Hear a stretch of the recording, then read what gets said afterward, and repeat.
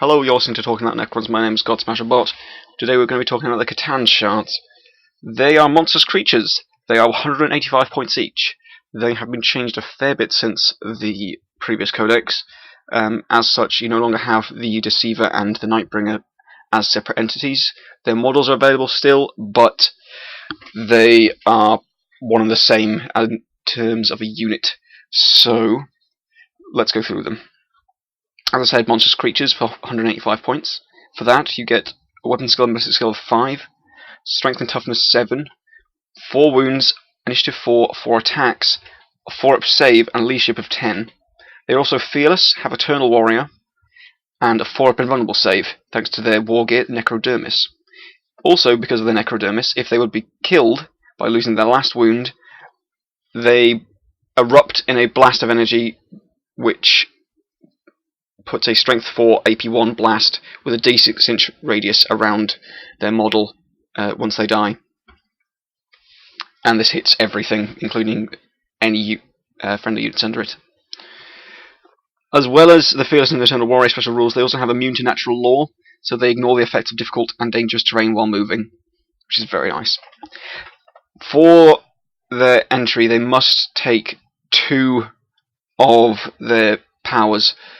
They have a good number available to them, but they start at 10 points and go up to as much as 50 points. The way I would run a Catan is either as a heavy brawler on the field, who as just a big monstrous creature to just throw around his weight and smash things, maybe have a bit of a shooting attack in there as well, or just to counteract what your opponent is playing. They really have very niche kit, so it's more based on what your opponent's going to be playing. If you know your opponent's going to be playing lots of melters or lots of flamers or something, then they can do great things against that. Or if you know they're going to be bringing in lots of teleporting units like deep striking things, then that's very useful. If you know that they need a very specific setup, or they need to go first to get the best setup, then you can counteract that. The Catan fit a very particular role, if you want them to. Otherwise, they're best just built as a big stompy monstrous creature, and you can just choose what fancy things you give them. They must always take 2 of their rules, so that's something to bear in mind whenever you're playing them. They are not going to be 185 points basic whenever you field them. They are going to be at least 205 points if you only take the cheapest of their abilities. However, they could be up to an extra 95 points on their base, so they are quite expensive if you choose to run them that way. Now, their rules, I'll go through these in cost order as they appear on page 92 of the codex. So, first up is Entropic Strike. Entropic Touch is the name of the rule, but it gives them Entropic Strike on their close combat attacks, which is very nice. They're ignoring regular armor saves anyway, so they remove any saves that they would have against them, so that's always nice. Against vehicles, they're wrecking things anyway, so that's not as valid, but reducing the armor of something and then moving on to something else so that it's ripe for the picking for shooting is always nice. We also have Lord of Fire for 10 points. This is a very interesting one because the wording, they've deliberately designed it to cover everything of this type. I'll go through it now. All flamer weapons, as well as heat rays, burners, scorchers, inferno cannons, and any weapon described as using flame or fire in its effect or in its rules, or weapons with the melter type that are fired within 12 inches of the Catan Shard have a chance of exploding. Roll a d6 each time such a weapon is fired within this range. On a roll of a 1, the weapon detonates, and the model carrying it is removed as a casualty. If that model is a vehicle, it is a weapon destroyed result. In either case, the shots are lost. So essentially, your Catan Shard becomes a big locus of fire so anything going on around him, he pretty much cancels out, or has a chance to cancel out. They need to roll a 1 per shot. So that's quite nice. Oh no! Each time a weapon is fired, so it counts the weapon fired, not each shot. So that was a mistake on my part. That's a very useful rule, but as I say, it's very limited in its application.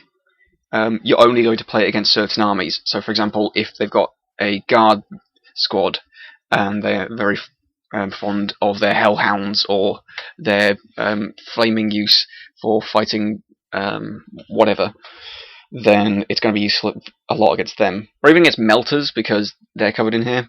So if you've got an annoying marine force that's using a lot of melters against your Necrons, then take Lord of Fire on your guy. He's going to deal with those quite nicely. So that's quite nice. Molder of... Oh, no. I've gone ahead of myself. Pyre Shards are next, 15 points. Pyre Shards are a shooting attack, the first of 3 available to the Catan. They are 18-inch range, strength 4, no AP, assault 8. All of the shooting attacks available to the Catan are assault, so that's very handy. It means you can just do a heap of damage and then charge into the unit afterwards. Very handy to have an assault 8, strength 4 weapon. I'm not going to lie, it's very nice when you've got a smaller unit which you want to force to take their saves. It's not maybe as effective as some of the others, but it's one of the most accurate ones, and it hits the most amount of things more consistently. I'll go through the rest of them. The Molder of Worlds is the next one. This is 25 points. It is a blast weapon. It's a large blast, assault 1, strength 4, no AP, but range 24 inches. This is going to hit a large number of targets, but being blast, obviously, it's going to scatter a bit. Ballistic skill 5, it's not nearly as bad as you would normally think, and it's still a frag rocket, basically. Well, near enough. The last shooting attack available to him is the Transdimensional Thunderbolt, which is pretty much just a las cannon, 24-inch range, strength 9, AP 2, assault 1. The Transdimensional Thunderbolt is 45 points. So, yeah. 45 points for an assault las cannon is fairly good. But, as I say, very expensive, and you've got access to things like the heavy Gorse cannons, which may be slightly better. At strength 9, I don't feel Gorse is particularly relevant anymore. Gorse is particularly nice on your smaller units, like Gorse Flayers and Gorse Blasters, who want to take a few shots at a vehicle to try and get those glancing hits and remove hull points and things. At strength 9, you want to be getting penetrating hits, so it doesn't really matter. But having an extra, essentially, las cannon, it's quite nice to have. I mean, the Necron army has a bunch of strength 9 weapons available to it, but they are kind of limited to just heavy destroyers, Doomsday Cannon, and the Catan Shard, if you take this ability. Next on the list, at 20 points, is the Swarm of Spirit Dust. This gives the Catan Shard stealth. It also treats them as having assault and defensive grenades. This is handy to have, I guess. If you're playing on a very heavy cover battlefield, then sure, you want to be assaulting things in cover, that's fine. Putting your guy in cover so much is not going to be as useful. It's nice to have the save out in the open, but I don't know, I feel it's one of the less impressive skills that you can take on him. It's just not something I would normally take. It's nice to have, and initially stealth sounds really cool on this big flying monstrous creature thing. Well, sorry, he's not technically flying, he has not got a flying rule, he's just floating. But yeah, it's a kind of average ability. Sentient Singularity at 30 points. This is something very, very particular. It's not something I would take normally, but it can have its cases for taking it sometimes. All enemy vehicles within 6 inches of the Catan Shard treat terrain as dangerous. If they are not starting their move within range of the Catan, then as soon as they move within the 6-inch range, they then treat that terrain as dangerous. And you test immediately as they move into the range of it. Additionally, deep striking enemy units attempting to arrive within 6 inches of him automatically suffer a deep strike mishap if the scatter roll is a double, whether or not it was a roll to hit or not. So, yeah, as I say, the very limited range on it makes it kind of awkward to position your guy. You can very rarely ever actually use this on deep striking units, because you're going to, most of the time in a friendly game, you're going to tell people what your guy is geared with, so that they have a track of what to do. And even if you don't, then, I don't know, you can maybe get them with it, like, once, and then once their guys haven't deployed within 6 inches of you, they're just going to shoot at you a bit, force you to take your 4-up save. Yeah, I don't know. It's very, very awkward to actually get used to this. Next ability is Covered Molder of Worlds, Covered Sentient Singularity, Writhing Worldscape at 35 points. This is a fun one. It makes all dangerous terrain, or all difficult terrain, also dangerous. If it's already dangerous, then they fail the dangerous terrain test on a 1 or a 2. It combos very nicely with Sentient Singularity, but it also combos very nicely with Cryptex, who use the Quake Stave to blast things and then cause open ground to be difficult terrain. However, it also works very nicely with what's his name? Orican the Diviner. His temporal snares on turn 1, which force all enemy moving units which move on turn 1 to treat open ground as difficult terrain. So it's a nice little combo thing. It's expensive as a combo, but forcing dangerous terrain checks are also really nice. It works best on big units, like if there's a big swarm unit or a big mob of orcs or something like that, then yeah, it's going to be a lot of saves for them. So it's quite nice to force, if you want to pull off the combo with the Cryptex and stuff to make the most use out of it. The next one is Grand Illusion, which is something I like quite a lot. It's 40 points, and with good reason.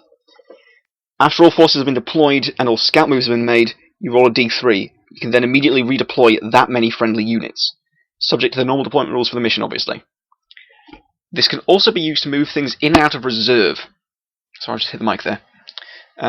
Yes, this is a fantastic strategical advantage. It's similar to the ability you had with the Deceiver before, but it's not as unlimited as it was previously. I believe you had to roll a d6, and at a certain value you could then do it again. And you could keep doing that every time you've redeployed something with the effect. This, you're guaranteed 1 to 3 units being redeployed, which is very nice. If you want to, for example, move one thing, exchange one thing with another that's in reserve, that would cost 2 uses of this ability. So if you rolled a 2 on the d3, then that would take 2 uses of the ability to do so, not just 1, which is something I was corrected on when I first used this ability. It's very nice to have in any situation, really, but it's more a supporting ability. You're not going to be smacking tanks about as much with this ability. The interesting thing to note, though, is that in the rules it does not state that you can only have 2 abilities. You must take 2, and you can only have 1 of each per army, but you can take as many as you want. You're not limited to 2, but you must take at least 2. So if you want to take Grand Illusion as well, it's quite nice to have. Another 40 points for Time's Arrow. Time's Arrow is very interesting. You single out 1 model in assault contact with the Catan at the start of the assault phase, after moves have been made but before blows are struck. They have to be in base contact, and you can nominate them to pass an initiative test or be removed without any saves allowed. So yeah, you want to single out the big target that's in contact with you, force them to take an initiative check. It's very nice. You can do that every round of the assault. It's fantastic. So yeah, excellent ability. It's only 1 target per assault phase, but it's usually quite effective. You're going to be testing against the same guys a couple times probably, and then you get to choose your targets for assault. So yeah, quite nice. They have to be in base contact with you, so it's a bit awkward, but not too bad. You have a rather large base as the Catan Shard. I've already covered Transdimensional Thunderbolt. The last one is the Gaze of Death. Gaze of Death is a fantastic ability, another assault-based ability. After all blows have been struck in his combat, the centre of the large blast marker over the Catan Shard. All models beneath him, beneath the marker, friend or foe, suffer a strength 3 hit with no armor saves allowed. If the Catan Shard causes 1 or more unsaved wounds in this manner, he regains 1 wound lost earlier in battle. These count towards your maximum number of wounds available and do not count towards combat resolution. So, very nice for regaining your health and just draining the enemy quite nicely. You can kill a few guys with this sometimes if they're a bit punier. It doesn't allow invulnerable saves, as far as I've found in the past. So, yeah, very nice. At 50 points, it's going to hit a lot of things and do a heap of damage, which is always nice. Overall, I'd say if I was going for a full combat build for the Catan, which is what I would usually take him as, I'd probably go with Gaze of Death, Entropic Touch just to smash tanks, and maybe Time's Arrow. If you were going for a more supporting kind of role, Grand Illusion, Lord of Fire, maybe Writhing Worldscape, and possibly Spirit Dust, I don't know. You can be as expensive as you want on these things. There's no limit on how many abilities there are, as I said. As a shooting platform, he's very tanky. You could take all of the abilities if you wanted to. Being a monstrous creature, you can fire both of them. Sorry, I should say 2 of them per turn, which is very nice. Yeah, very powerful. It's a solid elite choice. One of the few monstrous creatures available to the Necrons, other one being the Tomb Spider, but that's not as great at assaulting vehicles and things because it's low weapon skill. Okay, thank you very much for listening. I will see you next time.